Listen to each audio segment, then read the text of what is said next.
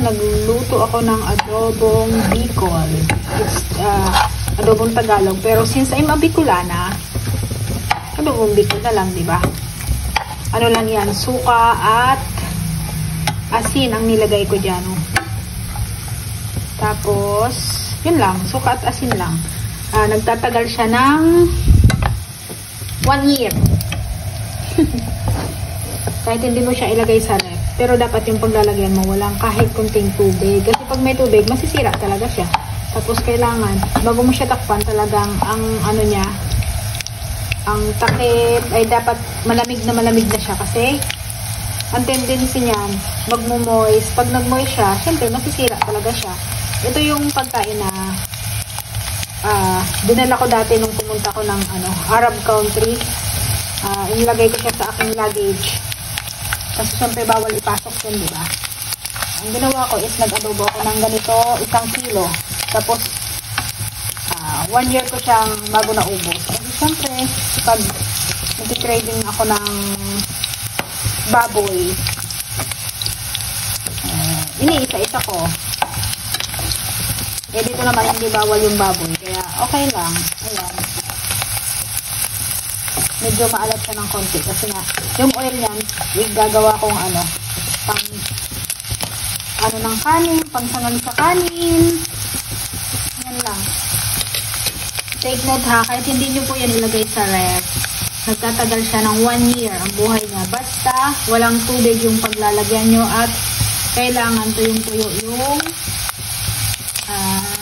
takip ng paglalagyan nyo. At isa pa is kailangan sobrang lamig niya na, malamig na pati yung pinakaloob ng karne bago nyo ilagay sa lalagyan at takpan para hindi siya mag-moist. Kasi pag nag-moist, sira yan.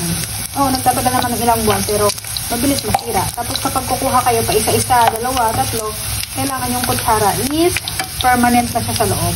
Or else, pwede kayong gumamit ng kutsara, then alisin nyo siya sa lalagyan.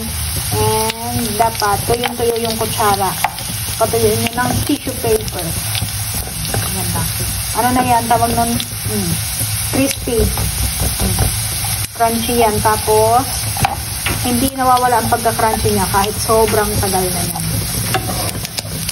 Ganyan lang. That is my favorite. Yan ang laging ginagawa sa akin ni nanay nung ako ay college pa. So, ayan. Siya, nilalagyan niya ng bawang, ako. Pure na lang, asin at suka. Ayan. That's all for today's video. Bye-bye. Kaso, ito, hindi pala ito, abot sa akin ng ilang 3 araw ko lang yan.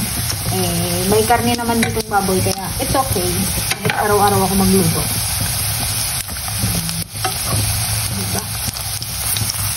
Sobrang nuot na nuot yung asin yan. Kasi bago ko niluto, 2 oras kung binabad sa asin at nilagay ko sa ref. Tapos, saka ko siya niluto dyan. That's all. Luto na yan. Papalamigin ko siya siguro mga 3 hours bago ko siya tatakpan. Bye-bye!